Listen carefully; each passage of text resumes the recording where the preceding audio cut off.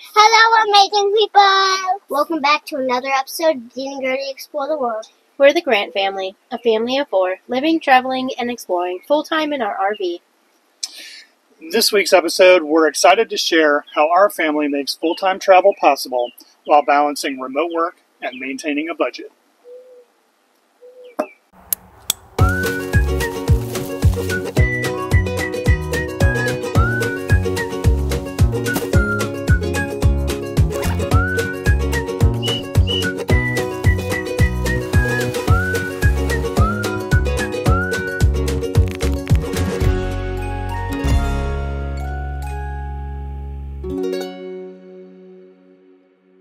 Hello everybody, welcome back again. We are Dean and Gertie Explore the World. I am Jeff. This is my lovely, beautiful, and amazing, talented wife, Monica.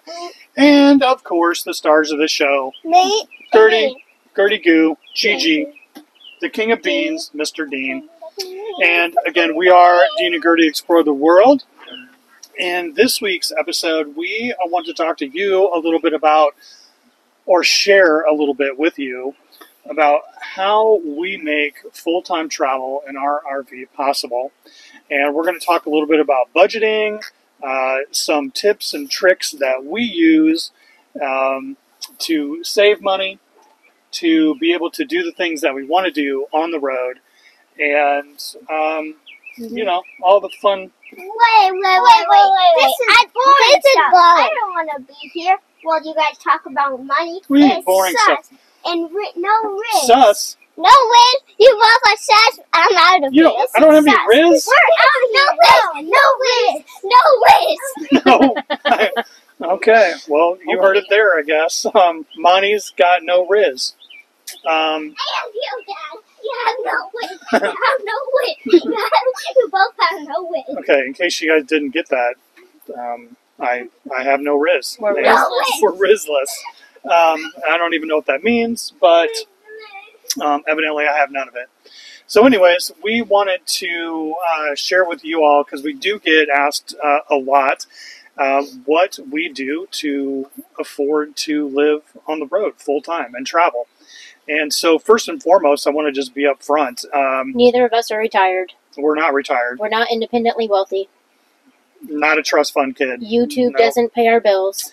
I make zero from YouTube. I mean, you all could help us out. Wink, wink, nudge, nudge.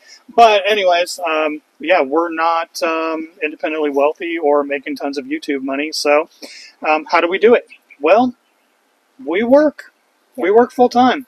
I have a full-time job, and Monty has a full-time job. We both work remote. It took us a good while to figure out what we could do, what we wanted to do, and find jobs that were, I guess, balanced enough for us to have a good work-life balance. One of the major reasons why this is a life that we found to be interesting or that would be workable for our family is that we wanted something that we could be able to be professionals but also spend time with our family and do the things and be a part of the day-to-day that we wanted to with our kids. Now, that means that we do still have to get up, we do still have to log into our jobs, and we do still have to be professionals, which I love. I love my job. I think Jeff enjoys very much what he does. I mean, if we didn't, we wouldn't do it. However, that doesn't define us anymore. What defines us now is being able to do the things that we want to do, and it's all about that balance. So for us, it's what works, and what works for you is your own thing, but we have found that working on the road and doing remote work is what pays our bills. Yeah. And, you know, we do get that question a lot, and so we just wanted to make sure that people understood that we weren't, you know, we're not trust fund kids. We don't have tons of money in the bank, and we're not jet setters by any means.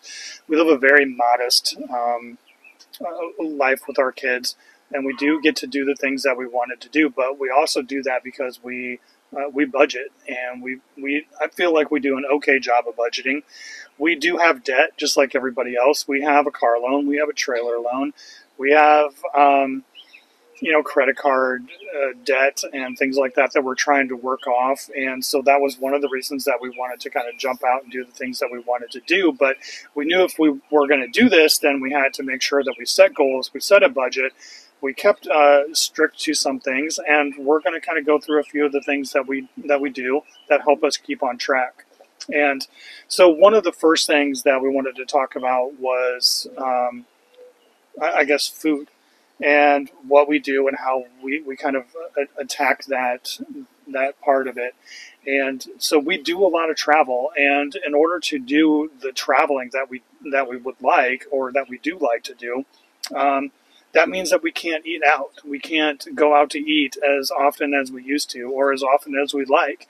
And so those extra monies that we're able to save by not going out on a regular basis, that's money that we put towards the things that we're trying to do, pay off debt. In travel days, that's a big one for us, because when we first started out, we were stopping, and every gas station would cost us $100, $200. Not just in fuel, but then you're talking, the kids want a soda, the kids want a burger, a couple of candy bars.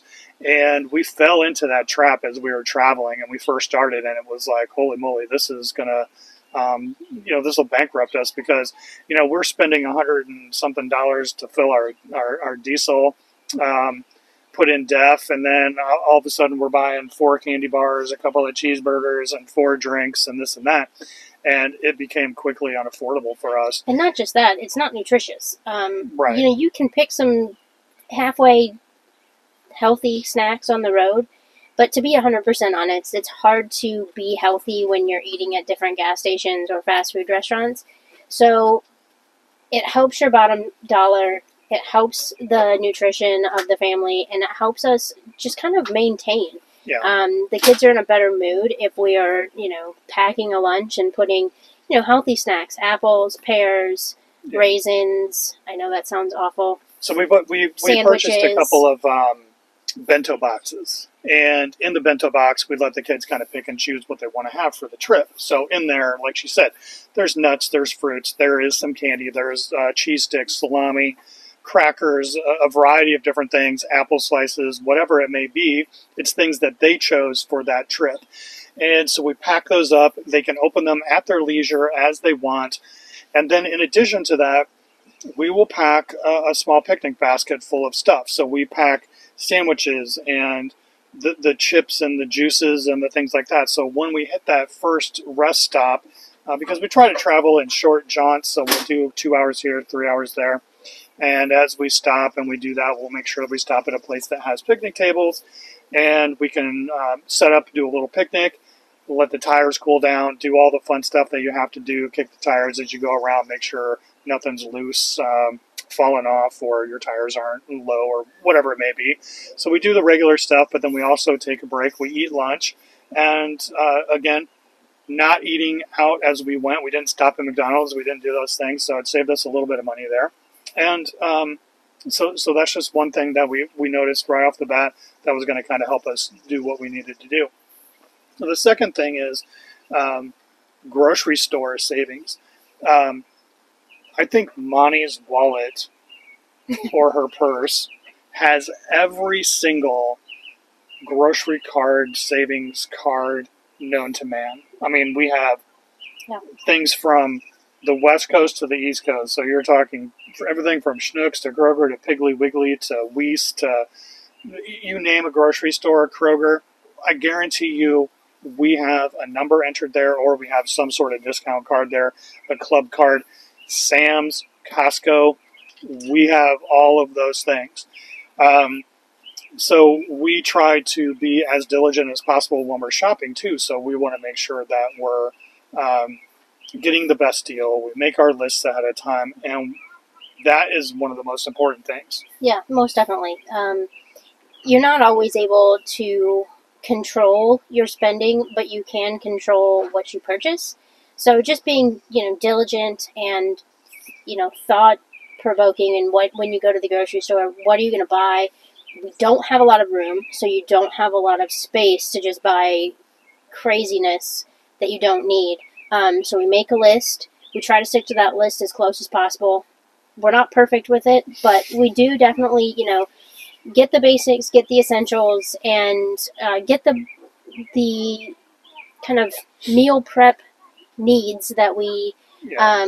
are going to allow us to live this way and to live this way comfortably without having to feel stressed. Yeah. We think about what we're going to eat that week. We try to plan some meals because, like she said, we don't have a whole lot of space. Just like every other RV, we're restricted to that. We have a small refrigerator. We have an outdoor refrigerator that holds drinks and a few other handful of things. But for the most part, we try to abide by what we try to keep a list.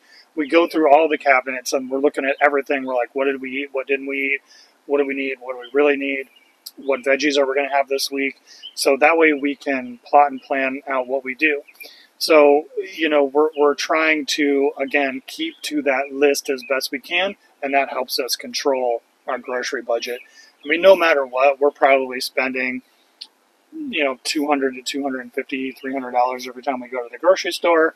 But, I think everybody's doing that these days. Groceries are more expensive, and that's just how it is. Yeah. The stuff we can buy local, local produce is something that we try to do. What's in season, we definitely try to do. We try to stay away from the frozen just because, one, we don't have a whole lot of space, and two, we know that, if you can get fresh, it always has more nutrients to it. Farm fresh eggs are usually available, especially next to some of the campgrounds or in some of the campgrounds. So we try to take advantage of that. Yeah, if we can find a farmer's market or somebody who's growing organic vegetables. Now, don't get us wrong. We know that organic vegetables and some of that stuff is a little bit more expensive, but at some point you kind of have to value your health over a few more dollars that you spend on those things. So, I'm a huge advocate to support that local farmer as we cruise across the country, buy his strawberries or his cabbage or his broccoli or the farm fresh eggs that are coming out of his farm there. I'm a huge advocate to do that. Yeah, we kind of choose that over some of the more frivolous wants. Vegetables are definitely something that are necessary for our growing kids. So we definitely try to eat as much as possible, which is green and natural. And, just like every parent, you're worried about what you're putting into your kids. But, we do the same thing that everyone else does, and that is value what we get and do our best to stay healthy. So, we look for local farmers markets. We look for the roadside stands.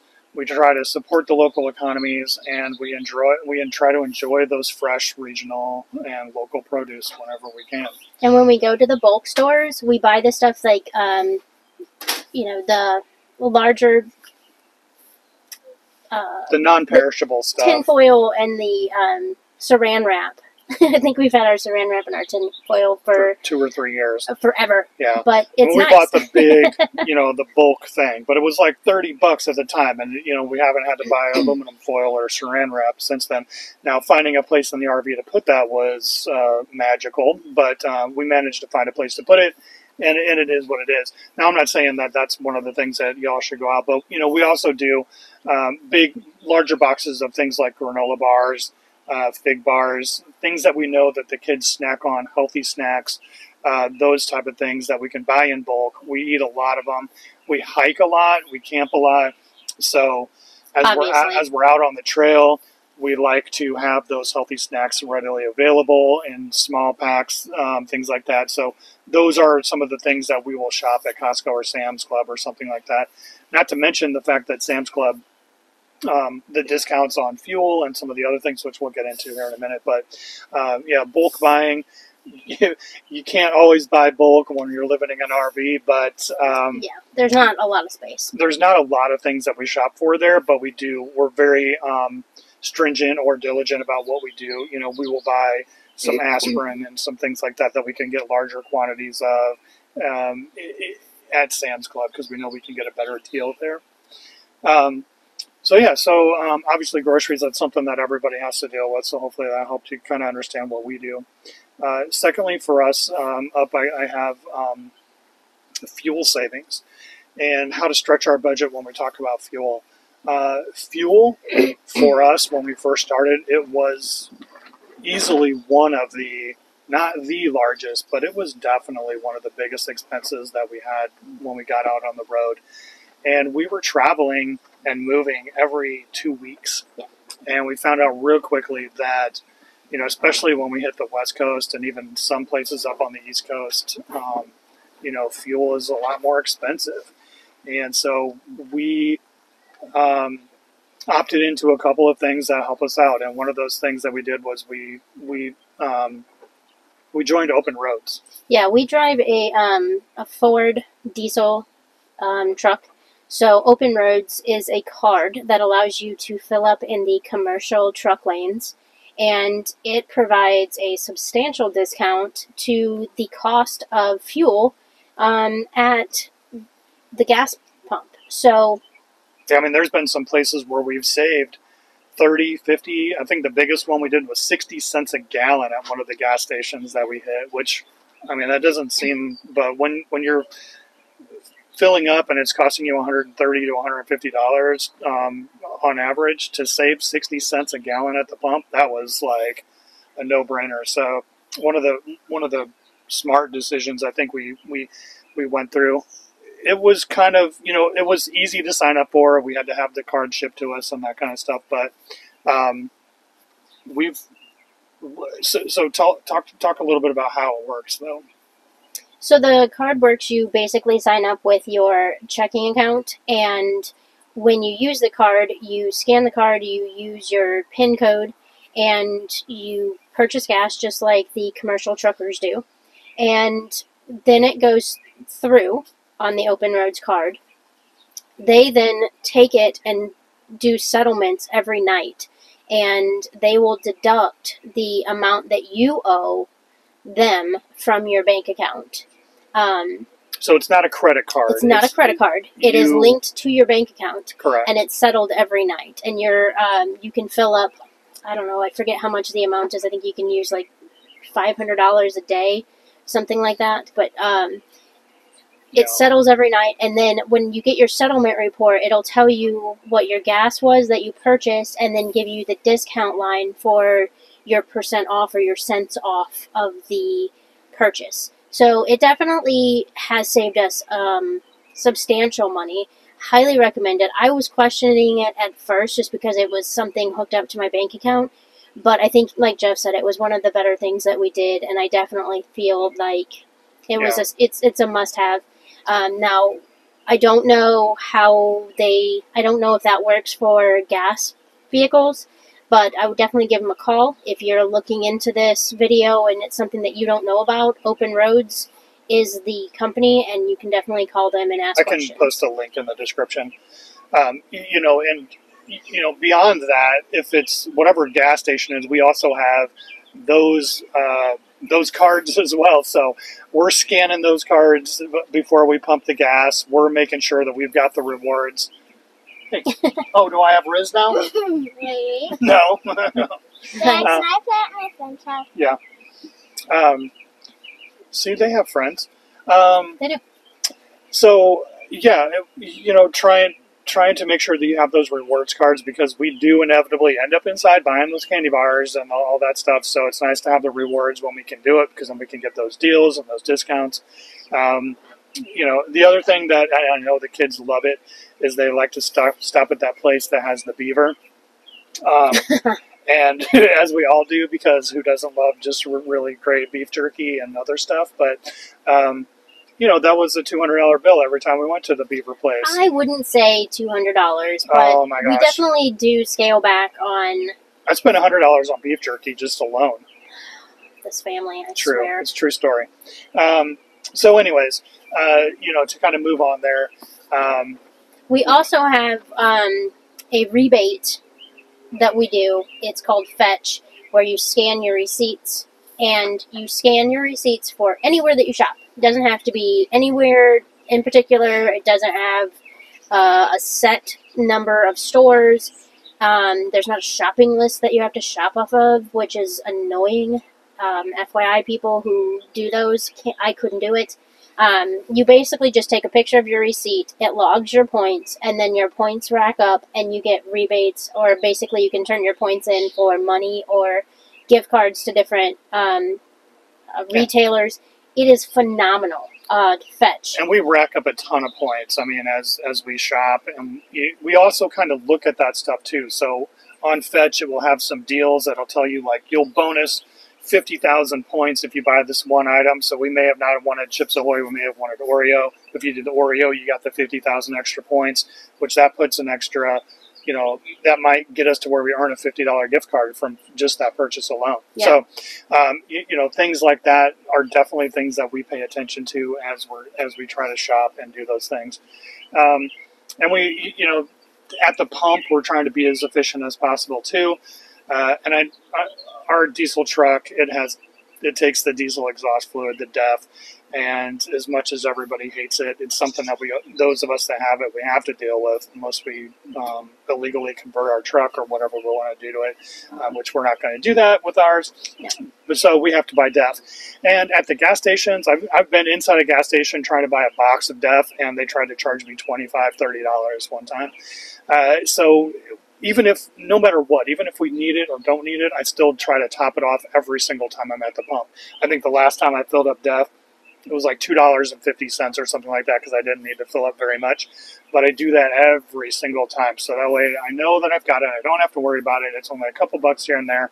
And it's not $25, $30 if I buy a box of it, which I know they were trying to gouge me because they were in a spot that they could do that. But I didn't, you know, I'm not going to pay that. That's ridiculous.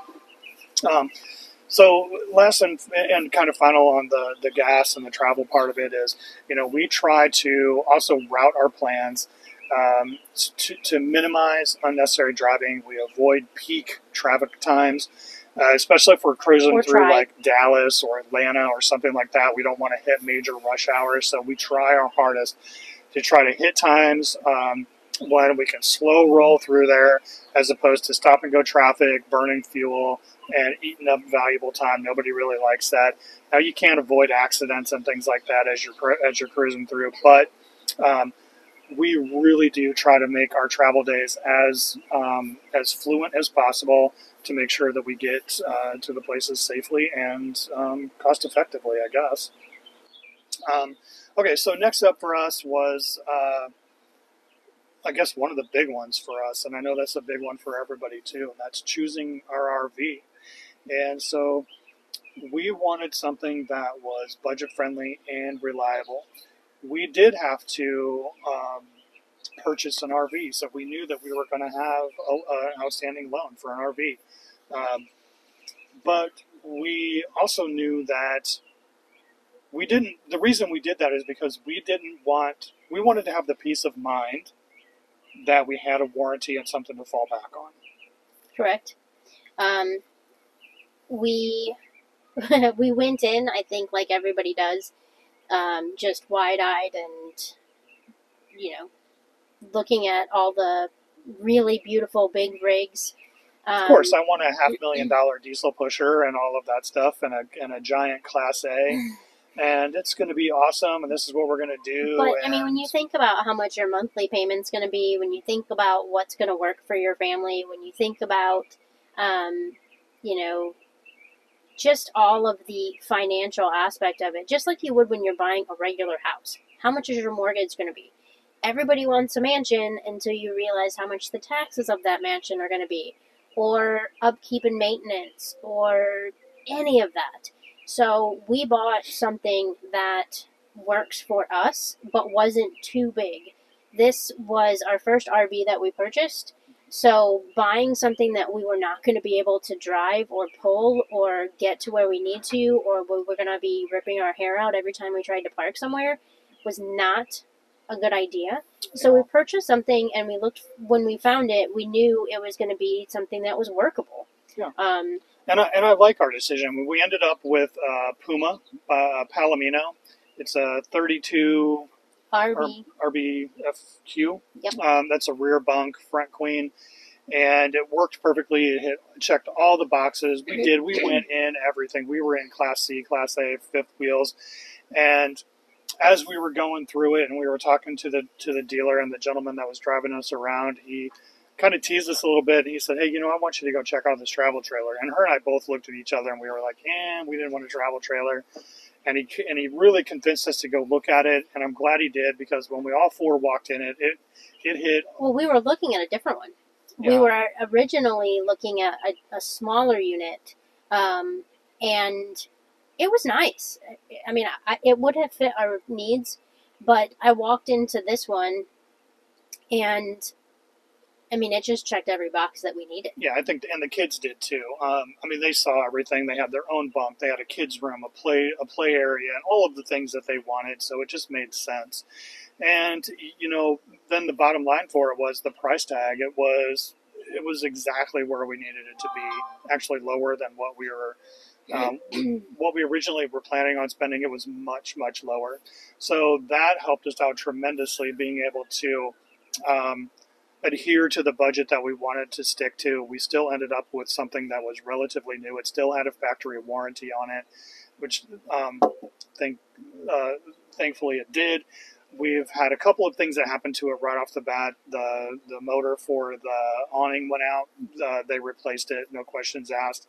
The toilet bowl cracked. Again, they replaced it, no questions asked. Yeah. And so it was, definitely for us, it was a worthwhile purchase, and, make sure that for us, it was getting what we needed, but it wasn't overextending our budget. And it also allowed us to get the truck that we have that leads us into, when you are looking at fifth wheels and when you're looking at larger rigs to pull, you have to look at the size of your truck because of the weight. I know that some people pull fifth wheels with F-150s or F-250 or whatever. We didn't feel comfortable doing that. Now, maybe that works for you. I'm not judging, and I'm not saying anything about it, but I am saying that for us, the peace of mind of knowing that we're going to be able to go where we need to go, and our truck isn't going to be bogged down. We've got 4 people and all of our belongings in the rig behind us. And we do a lot of mountain driving. We live in South Carolina, in the mountains. That's our home base. It's a lot of mountain driving. Yeah. So we wanted to make sure that when we did have a truck that could pull our travel trailer, that it was going to make it up the mountains without the problems that we wanted. Again, but it was also mind. nice. Yeah, peace of mind. It had a warranty. It had factory warranty, low mileage. It gave us everything we wanted. We were able to trade in both of the vehicles that her and I owned at the time and get that vehicle. And we have a very small car payment, but we were able to get a new truck with a warranty and gives us that peace of mind that we wanted. So again, that's another thing that we wanted to kind of touch on is we still have car payment. We still have house payment. Yes. We're still adults. Yeah, well, she is. I'm definitely not. Questions. We just wanted to make sure that we were making practical choices as we made our decisions. We kind of knew what we had available to us. We knew the high points and the low points, but we wanted to make sure that we came in under budget so we were able to put back and start paying off some of the debt that we have. And fortunately for us, we've been able to do that. So we're digging out, and that's what everybody's trying to do. My goal is to get out of debt, and that is what I am focused on as much as my husband and thoroughly enjoys my constant badgering about spending. Yeah. Well, and that brings me to the next thing, because we are explorers, and that's kind of our thing, is we like to go and explore, and we love to see the sights and do the things. And that was the whole reason that we wanted a trailer. We wanted the house on wheels because we wanted to use those wheels, and we like to go to all of the places and do all of the things. Now, that isn't always possible or always feasible, but how do we make that happen when we go to these amazing places like Williamsburg and Gettysburg and Dinosaur Valley and all of the things that we've been able to do with these kids? Well, part of that is getting creative. You can always do the $100 horseback tour. You could do the $150 four-person bus tour, or you could do the self-guided tour that we choose to do most of the time. Yeah. You can opt for the amusement parks and the zip line tours and the other touristy things that are going on, or you find the spaces that the locals know about and you go and check them out. Yeah. You are going to have to pay some fees. Some state parks and some parks that you go to are going to cost to get in. Some attractions are going to cost to get in. You just kind of weigh that for what your budget allows.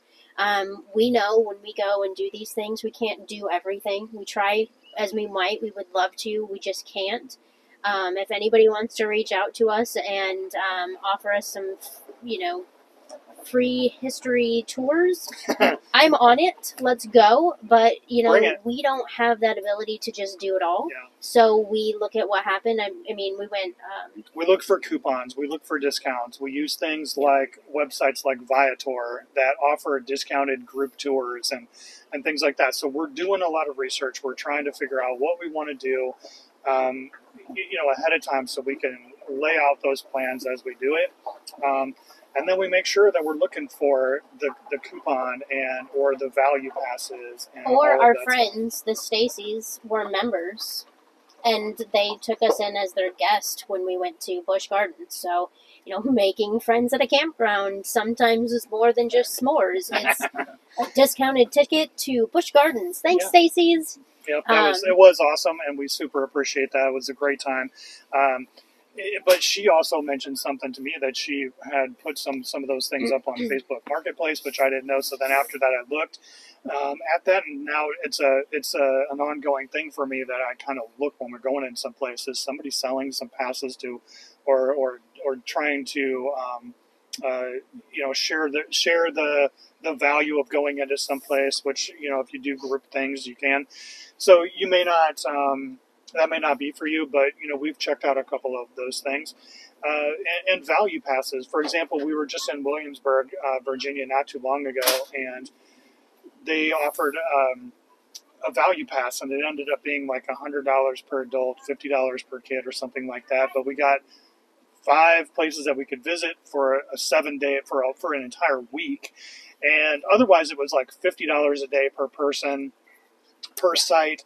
So obviously, like looking at those things and trying to research that stuff in advance to say, okay, well, yes, we're going to spend $400 here in Williamsburg, but we're going to be able to see Jamestown, the Yorktown battlefield, and Williamsburg, and do it for 7 days, which is going to give us plenty of time.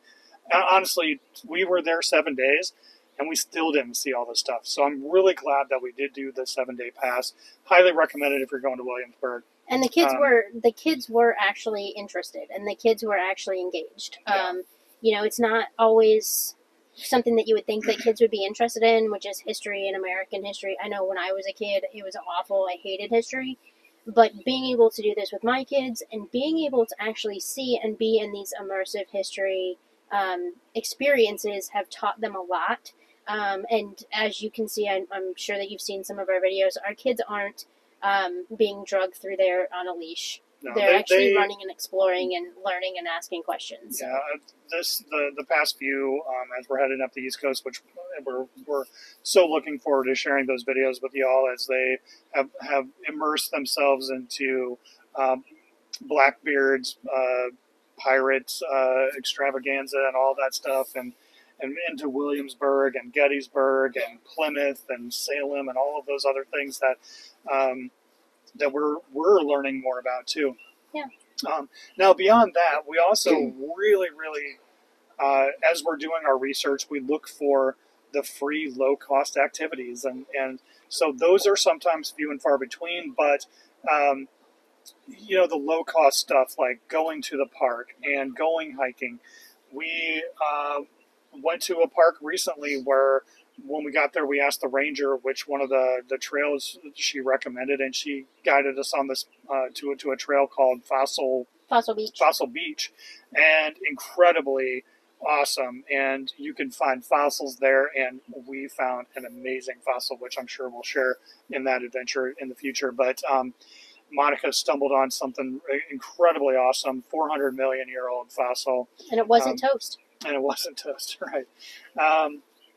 So as we're, hiking national parks, exploring historical sites, we just did another historical site for a baseball player that we found here locally. So we asked the locals and we talked to the locals about, hey, what are the hidden gems? What are the hidden history things?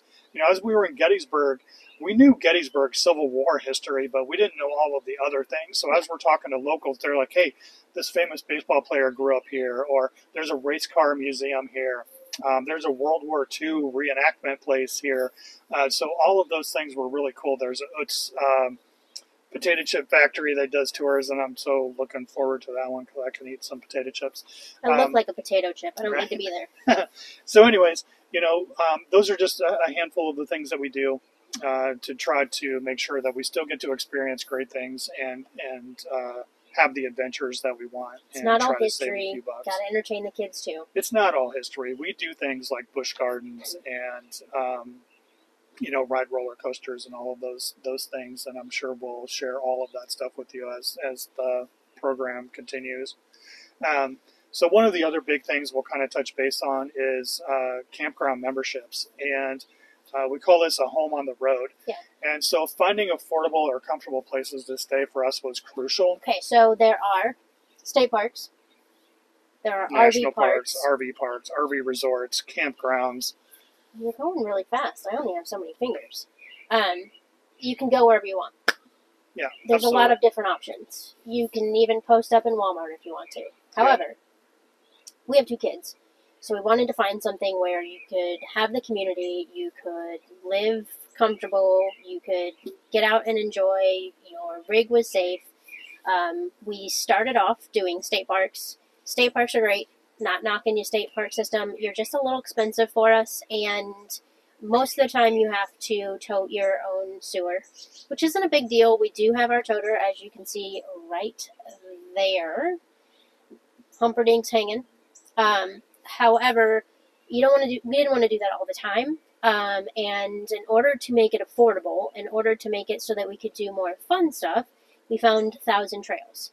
1,000 Trails is a membership. There are 1,000 Trails campgrounds all across the United States.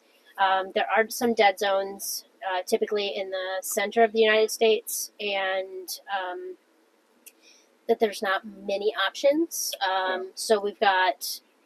it's budget friendly, and are all of them high quality RV resorts? No, but they fit our budget. They offer us a safe environment for our kids to run around and do, as you can hear in the background, be kids. There are other families with kids.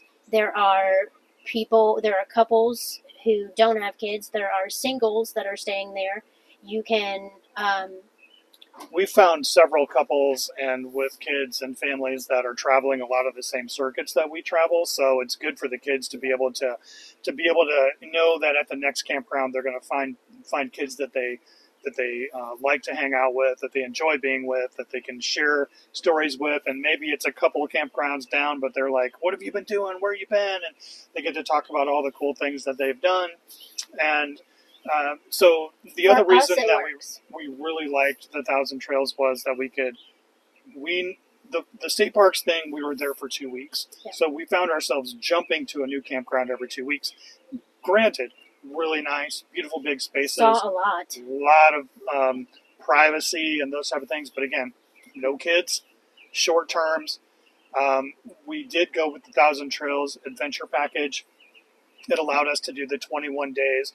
So we were able to slow down, and by slowing down, we were able to extend our stay. We were able to go to each place. So in Williamsburg, when we were there for almost 3.5 weeks. Yeah.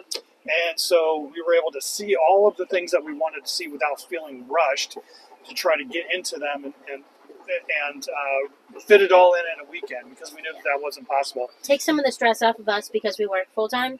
Again, I'm not trying to beat that dead horse, but having to work and pack up and travel and then get set back up and be ready to work and do what we need to do, that extra week definitely saves our mental health. Well, and it also saved a tremendous amount of fuel too, Yep. because every time we move, we know that we're a couple of tanks of gas or fuel, and if we don't have even that 1 week or 1 week here, but if it's 7 or 8 times a year, that's a tremendous amount of savings for us. So that was big for us, and so we found that by minimizing that and without rushing, and reduces our fuel costs and wear and tear on the rig. Yeah, so that membership for us, and as I said, not all of them are the greatest of places, if you want to as well, we're going to throw this out there.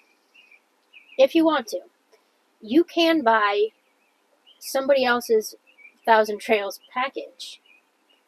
Yeah. There's a lot of them online. I think we'll end up doing an entire episode on 1,000 Trails because there is a lot to talk about. And I know we get a lot of questions about that. But I wonder if we could get one of them to sit down with us and do one. We probably could. So, we have a couple of other campground membership things too. So beyond 1,000 Trails, that's the one that we use primarily for our home base as we travel. But we do have a KOA rewards card. We have Passport America, which allows us to stay 50% off. There's Resort Parks International, which is RPI. That one, if we're traveling, and we use it a lot, like if we're going to stay a night, because it's a $20 stay for that membership. So it allows us to stay at an RV park for $20 a night. Great for us as we're jumping from location to location. And our Good Sam membership. And our Good Sam membership, which offers us a 10% discount on RV parks that are Good Sam qualifiers, I guess, or part of the Good Sam package. Yeah. So we have a lot of those discount cards that kind of go along with that. We do have Harvest Host as well. So we've kind of bought into a few of those things that help us when we're traveling to not have to stay in a parking lot or a Cracker Barrel or a rest area. And we'll spend $20 to stay at an RPI or something like that. Or, depending on how it is, we can stay at our 1,000 Trails too, because we've found that a lot of those are kind of, they jump along the way. So, so the extended stays, the on-site, and I guess one of the biggest selling points that kind of helps us also save money, and I'll let Monty kind of talk on this, is the on-site amenities and the programs that they offer for our kids to take part in that are normally free of charge. Yes, there are and I don't even know how many different programs there are because every park we've gone to has had something different.